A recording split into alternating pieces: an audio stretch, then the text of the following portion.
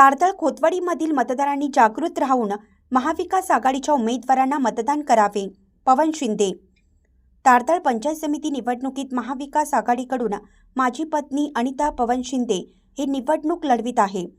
सदर निवडणूक प्रक्रियेमध्ये प्रचारासाठी वेळेअभावी काही मतदारांपर्यंत मी व माझी पत्नी पोहोचू शकलो नाही.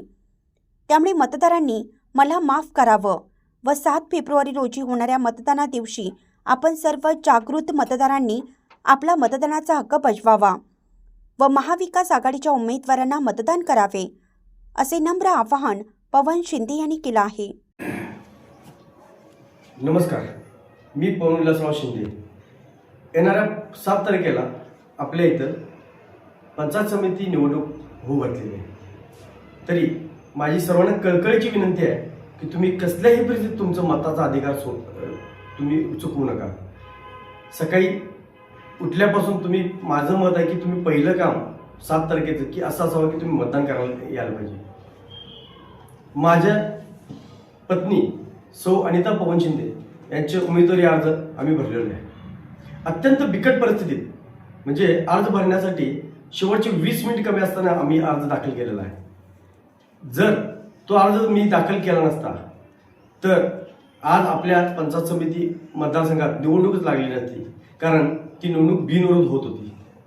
मी प्रयत्न केला आहे की ही निवडणूक बिनविरोध न करता गावाला एक चुकीची पद्धत लागू न होण्यासाठी मी धडपडतोय.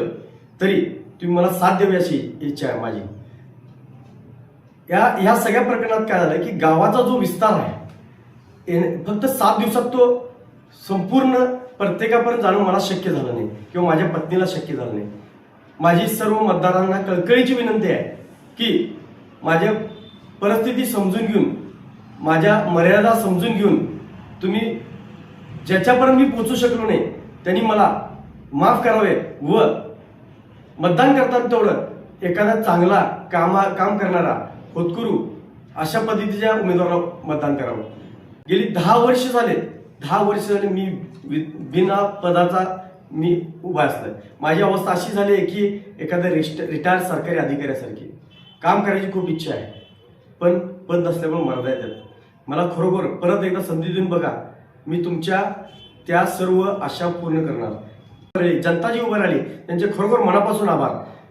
मी सर्वांना विनंती करतो परत एकदा की तुम्ही मताचा अधिकार एवढा चुकवू नका. योग्य उमेदवाराला मतदान करून तुमचा मताचा अधिकार द्या. चॅनेलला सबस्क्राईब करा आणि परिसरातील ताज्या घडामोडी सर्वात आधी बघण्यासाठी बेल आयकॉनला क्लिक करा.